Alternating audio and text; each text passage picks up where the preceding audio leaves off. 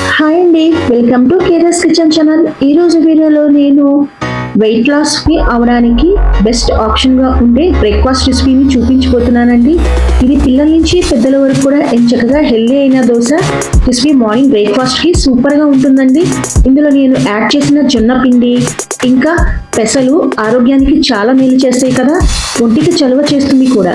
So ఇప్పుడు late ఎందుకు, healthy and breakfast recipe అయిన ఈ దోశ రెసిపీని ఎలా అనేది ఇప్పుడు మనము వీడియోలోకి వెళ్ళిపోదామా.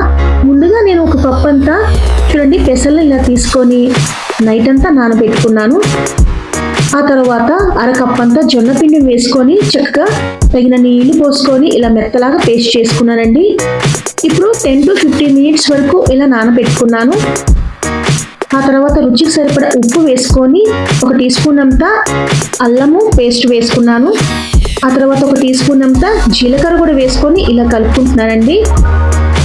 వాటర్ని తగు మాత్రంగా యాడ్ చేసుకొని చక్కగా ఇలా కలుపుకుంటున్నాను. పిండి చూడండి ఇలా సాఫ్ట్గా మెత్తగా ఉండాలండి. మీకు చూపిస్తున్నాను కదా, పిండి అనేది ఈ విధంగా ఉంటే మనకి దోశ అనేది చాలా బాగా వస్తాయి కూడా. సో ఇప్పుడు పిండి అనేది రెడీ అయిపోయింది కదా, ఇందులో నేను జొన్న పిండిని యాడ్ చేశాను కదా. కావాలనుకుంటే మీరు దాని ప్లేస్గా జొన్నలు కూడా నానబెట్టుకొని వేసుకోవచ్చండి. జొన్నలు ఎక్కువ జీర్ణానికి బాగుంటుంది కదా, ఇంకా ఎక్కువ ప్రోటీన్ కూడాను, రక్తహీనతను కూడా తగ్గిస్తుంది కదా.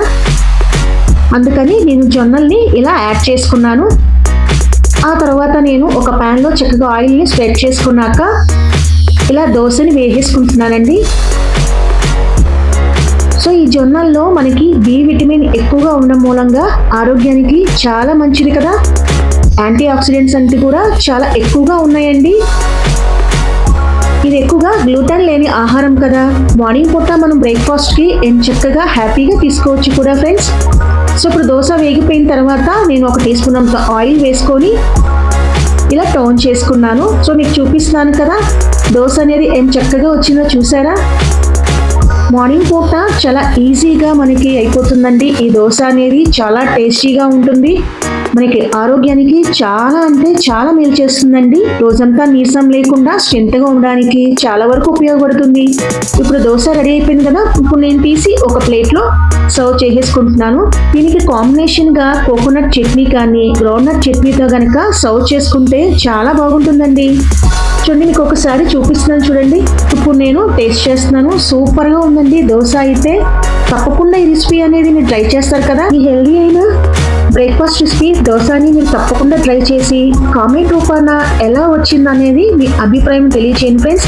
అంతేనండి ఇవాళ వీడియో. ఇంకా మరికొన్ని వీడియోస్ కోసం నా ఛానల్ని తప్పకుండా సబ్స్క్రైబ్ చేయండి.